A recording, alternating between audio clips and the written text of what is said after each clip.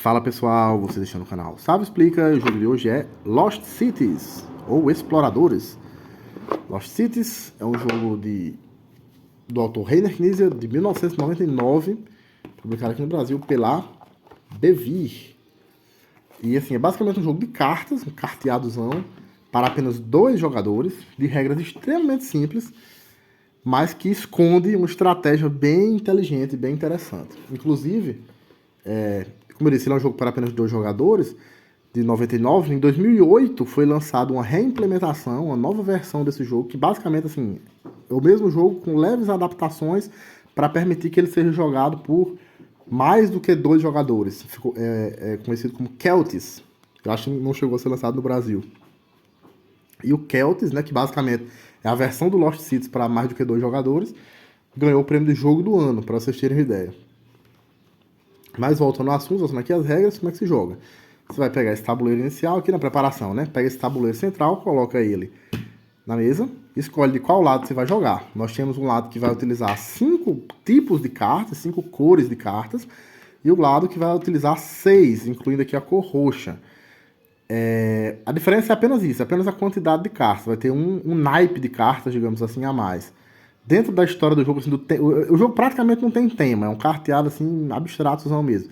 Mas o fiapo de tema que o jogo tem é o seguinte: nós seríamos exploradores, buscando realizar expedições para encontrar ruínas, cidades perdidas, como diz o nome do jogo, tesouros arqueológicos.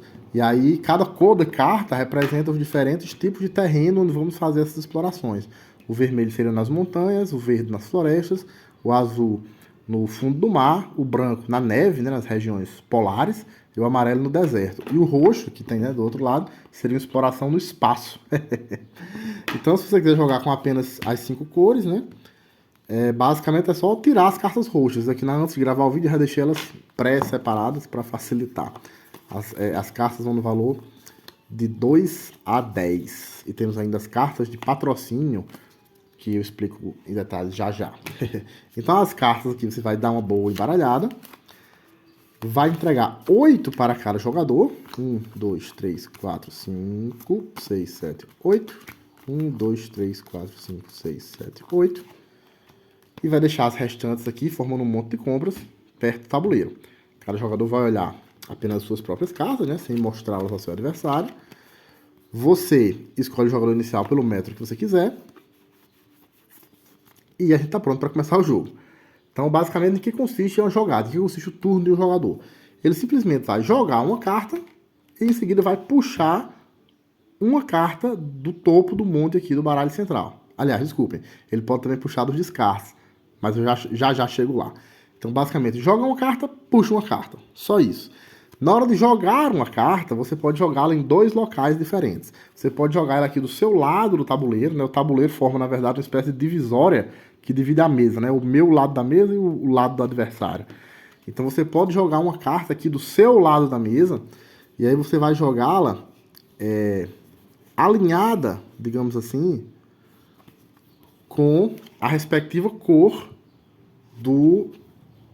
da expedição. Então, digamos aqui, eu quero jogar essa carta de valor 6, da cor vermelha, eu jogo ela aqui, alinhado com a cor vermelha. E aí temos a primeira regra muito importante, que é o seguinte: quando você escolhe jogar uma carta assim, do seu lado do tabuleiro, na sua expedição, né, como a regra diz, você deve sempre jogá-las em ordem crescente para cada expedição. Então, por exemplo, aqui, acabei de jogar a carta número 6 na minha expedição da cor vermelha. Isso significa que em rodadas posteriores eu já não vou poder jogar nenhuma carta de 2 a 5. Nessa expedição específica aqui, agora só entram cartas 7 ou mais, certo?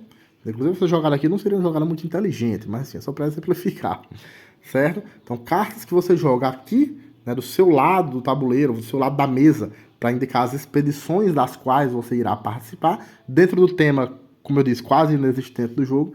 Isso indica o avanço, o progresso, né, o quanto mais você está avançando na sua expedição. Então, você, ao jogar assim, dessa forma, você sempre tem que jogá-la em ordem crescente. A segunda opção, né, a segunda forma de jogar a carta é no descarte. Você vai simplesmente jogar fora uma carta e aí joga sobre o quadradinho aqui, o retângulozinho da cor respectiva. Aqui no nosso exemplo eu fiz 2 jogadas seguidas com o jogador do lado de cá, né? Então vamos corrigir, né?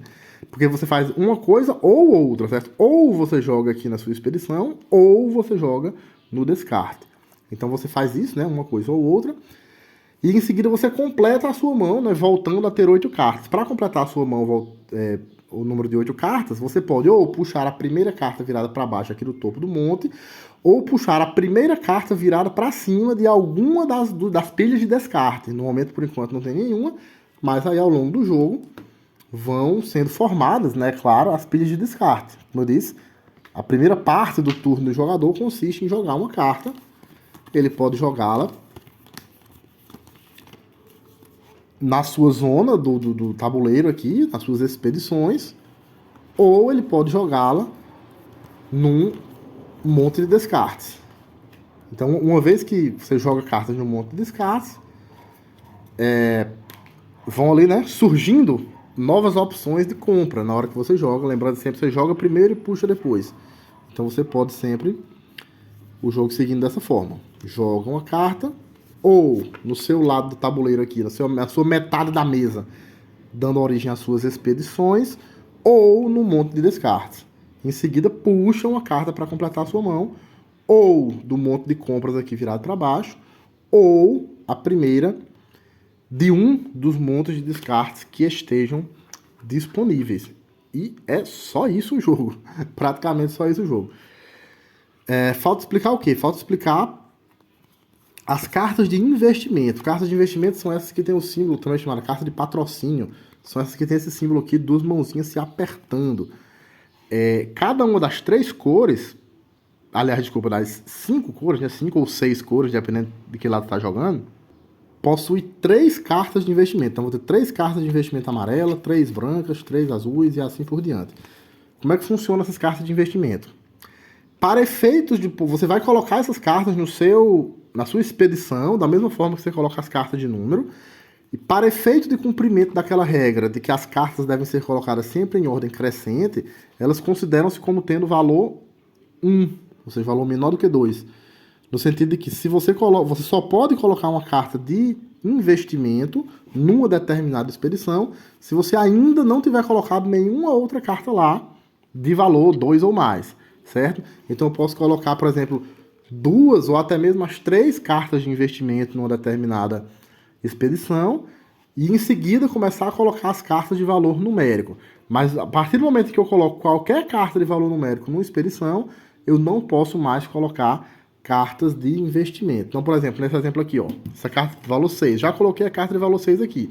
Então eu não vou mais poder colocar cartas de investimento aqui, certo? Porque já a partir do momento que você colocar a primeira carta de valor numérico numa determinada expedição, você já, daquele momento em diante, já não pode mais colocar cartas de investimento. Um exemplo aqui, ó, por exemplo, eu tenho a carta 7, 8 e 10 da cor amarela e a carta de investimento também da cor amarela. Então não seria interessante eu colocar uma carta 8 aqui, porque já me quebraria, já me impossibilitaria de em rodadas posteriores colocar a 7.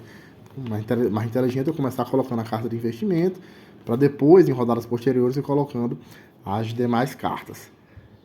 E o jogo é só isso, e ele vai até quando? Ele vai até acabar o baralho de compra central aqui, o monte de compra central.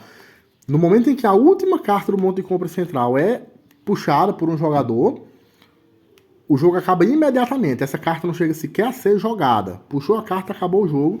Inclusive a regra diz expressamente que é permitido aos jogadores contar quantas cartas ainda tem no monte para saber quantas rodadas ainda faltam para o jogo acabar. É expressamente permitido pela regra fazer isso. E aí, quando acabarem as cartas, a gente vai contar pontos, que é a parte mais interessante do jogo. É a parte mais cruel do jogo também, digamos assim. Por quê? Como é que funciona a contagem de pontos? Cada jogador vai analisar a pontuação de cada uma das suas expedições. Uma expedição onde você não colocou carta nenhuma, vale 0 pontos. Você simplesmente não foi naquela expedição, não fez. Então ela vale 0 pontos. Uma expedição na qual você tenha colocado pelo menos uma carta, ela já começa valendo menos 20 pontos, certo? É o ponto de partida. Você já começa a fazer a soma começando de menos 20 pontos negativos. Porque dentro do tema do jogo é como se representasse os custos que você vai ter para fazer aquela expedição. A expedição custa caro. Então, se você nem faz a expedição, não custa nada, zero. Mas se você faz a expedição, você já começa em dívida, digamos assim, já começa com a dívida para pagar. O ponto de partida da sua soma já é menos 20 pontos. Então você vai somar todas as cartas que você acumulou ao longo do jogo ali naquela expedição. Vamos só para melhorar o exemplo. Digamos aqui, por exemplo, essa expedição amarela tinha terminado dessa forma. Digamos, né? Que essa expedição amarela tinha terminado dessa forma aqui. E digamos, por exemplo, também só para exemplificar, que a expedição branca tinha terminado dessa forma aqui. Então, como é que é feita essa contagem de pontos? Como eu digo, o ponto de partida de todas as expedições que você participou já começa com menos 20. Então, você soma os valores das cartas. Então, começando do menos 20, né? Menos 20 mais 10 dá menos 10. Mais 8 dá menos 2. Mais 7 dá mais 5, né? 5 positivo. Na verdade, é mais fácil você somar primeiro e subtrair 20 depois, né? A gente não é muito acostumado a trabalhar com números negativos. Então, vamos somar aqui. 10 mais 8, 18. 18 mais 7, 25. Então, você subtrai 20, que é o custo inicial, né? Então, sobraram 5 pontos positivos. E aí entram as cartas de investimento, as cartas de patrocínio. Uma carta de patrocínio que você tenha vai dobrar o valor final de pontos daquela expedição. Então, no nosso exemplo aqui, 5 pontos vezes 2 daria 10 pontos. Essa expedição aqui todinha valeria 10 pontos. Uma carta de patrocínio dobra o valor final, digamos assim, da sua expedição. 2 cartas de patrocínio na mesma expedição triplicam o valor. E 3 cartas de patrocínio na mesma expedição quadruplicam o valor. E aí onde entra o detalhe. Vamos ver, por exemplo, para vocês entenderem onde é que está a malandragem do jogo. Vamos ver, por exemplo, aqui essa expedição branca. Você já parte de menos 20. Então, menos 20 mais 6 dá menos 14, né? A pontuação dessa expedição na cor branca ficou em menos 14, né? 6 menos 20. Mas aí a gente tem uma carta de investimento. Uma carta de investimento. Então, essa carta de investimento vai dobrar a pontuação. Só que se a pontuação é menos 14... menos 14 vezes 2 dá menos 28. Ou seja, as cartas de investimento são muito boas quando você consegue uma pontuação positiva, mas são muito ruins quando você fica numa pontuação negativa. Então você tem que pensar muito bem antes de jogar, antes de decidir se joga ou não uma carta de investimento, sobretudo por causa daquela regra que eu falei, que as cartas de investimento têm que ser sempre as primeiras a serem jogadas numa determinada expedição. Então, na hora que você joga a carta de investimento, você ainda não tem como ter 100% de certeza de quais serão as cartas que estarão naquela expedição ao final da partida, né? Você tem um jogar no escuro muito interessante. Então, essa é a primeira dica. Aliás, a segunda, né? A primeira é não iniciar uma expedição se você não tiver convicção de que vai conseguir acumular no mínimo 20 pontos ali. Porque menos de 20 já fica com pontuação negativa. Então, na dúvida, é melhor nem começar. Só comece uma expedição se você tem certeza, ou uma certeza razoável, de que você vai conseguir acumular pelo menos 20 pontos ali. Menos do que isso, já vai lhe dar pontuação negativa. Segundo, se você precisa tomar cuidado na hora de decidir se começa ou não uma expedição, você precisa tomar mais cuidado ainda na hora de decidir se coloca ou não as cartas de investimento, as cartas de patrocínio. Porque elas vão dobrar a sua pontuação para o bem e para o mal. Elas vão dobrar uma pontuação positiva, se for o caso, mas também vão dobrar uma pontuação negativa, se for o caso. Então você faz essa soma para todas as expedições, né? Recapitulando, uma expedição onde você simplesmente não entrou, vale 0 pontos. Uma expedição onde você colocou alguma carta, você efetua a soma. Você soma todas as cartas numéricas, subtrai 20, que são os custos iniciais, e depois multiplica por 2, se você tiver uma carta de expedição, por 3, se você tiver 2 cartas de expedição, ou por 4, se você tiver 3 cartas de expedição, aliás, de expedição não, desculpa, de patrocínio, naquela mesma cor, certo? A ordem da soma é essa. Primeiro, soma as cartas de valor numérico, depois subtrai 20, depois, né, por último, multiplica o valor obtido de acordo com a quantidade de cartas de patrocínio que você tiver naquela cor. Isso para as expedições onde você tem pelo menos uma carta. Nas expedições onde você não tem carta nenhuma, é 0. E 0, muitas vezes, ficar com 0 muitas vezes é um ótimo negócio nesse jogo. Certo? E tem só mais uma pontuação que é o seguinte: se você, em uma determinada expedição, colocou 8 cartas ou mais, certo? 8 cartas ou mais numa mesma expedição, você ganha 20 pontos de bônus. Esses 20 pontos de bônus não entram na multiplicação das cartas de patrocínio aqui, se houver. Elas são somadas só no final, certo? Esses 20 pontos de bônus são somados no final da soma. Eles não são multiplicados por 2, por 3 ou por 4, conforme as cartas de patrocínio, se houver, certo? É 20 pontos a mais no final da soma, por assim dizer. Então, como você vê, assim, em termos de regras, é um jogo de regras absurdamente simples, mas ele tem uma estratégia bem interessante por trás. Por exemplo, essa questão de você ter que decidir com muito cuidado em quais expedições você entra, em quais não, em quais você coloca as suas cartas de patrocínio e quais não. E outras coisas também, como por exemplo, o baralho de cartas de onde os jogadores, né, vão puxar suas cartas para fazer as suas expedições, é um baralho só para os dois. Então você sabe que se uma carta saiu na sua mão, necessariamente não saiu para o adversário. Então você pode ir usando isso para travar o jogo do adversário. Por exemplo, imagine uma carta que você sabe que o seu adversário iria querer muito e você joga ela aqui na pilha de descartes. Mas antes que o seu adversário pegue aquela carta, você joga uma outra carta em cima daquela pilha em cima dessa aqui da pilha de descartes, por exemplo. Deixe eu montar um exemplo interessante aqui. Por exemplo, digamos que o meu adversário, nesse exemplo aqui, eu já joguei a carta de número 6. Então ele sabe que as cartas de valor 2 a 5 e também as cartas de expedição são perfeitamente inúteis para mim. Então, digamos que num determinado momento ele joga aqui uma carta de valor 8. Opa, a carta de valor 8 é interessante para mim. É provável que eu vá querer pegar ela do monte de descartes numa rodada posterior. Mas aí ele pega e joga a carta 2 por cima. Então, para eu poder pegar a carta 8, que é interessante para mim, eu vou ter que primeiro pegar a carta 2, que é desinteressante, que eu não quero, para depois, em outra rodada, poder pegar essa carta 8. E fazendo isso, eu vou gastando meu tempo, vou perdendo meu tempo, digamos assim, né? E o jogo, de certa forma, também é uma corrida contra o tempo. Você tem que entrar nas expedições, tem que dar tempo no sentido de rodadas o suficiente para você acumular uma boa quantidade de cartas, uma boa pontuação de cartas, para não acabar ficando no prejuízo, graças àquela forma, né, cruel de pontuação. Então, assim, como eu disse, como as cartas vêm da mesma fonte, vêm da mesma pilha de compras, você precisa também saber em quais brigas vale a pena entrar. Se de repente seu adversário está começando a querer usar aqui as cartas verdes, e você também quiser usar as cartas verdes, é bem provável que vocês vão ficar brigando ali pelas mesmas cartas e vai acabar saindo no prejuízo para os dois.